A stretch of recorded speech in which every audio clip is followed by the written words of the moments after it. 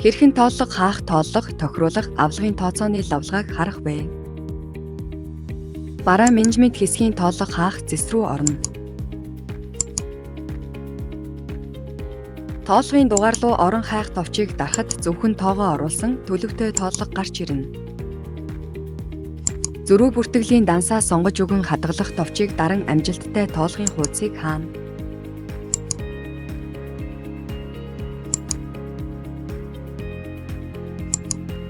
Тоолохын хуудсаа хаасны дараа бараа менежмент хэсгийн тоолохын лавлгаа зэс рүү орно.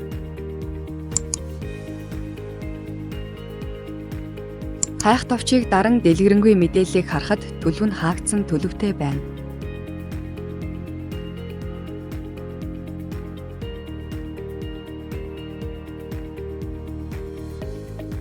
Тохируулгын гүйлгээг харахаар бол бараа менежмент хэсгийн тохируулгын лавлгаа зэс рүү орно.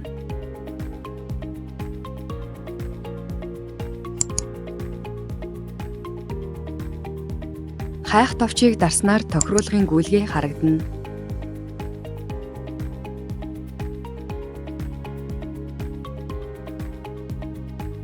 Гарч ирсэн мэдээлэл дээр хоёр дарснаар илүүдсэн дутуудсан бараануудыг тохируулга гүйлгээгээр орлого зарлах хийснийг харах боломжтой.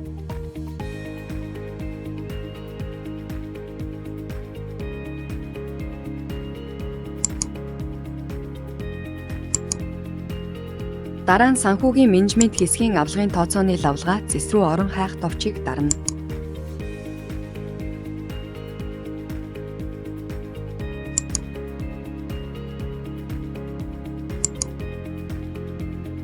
Ингэснээр өмнөх тоолохын авлагын лавлгааг харах боломжтой.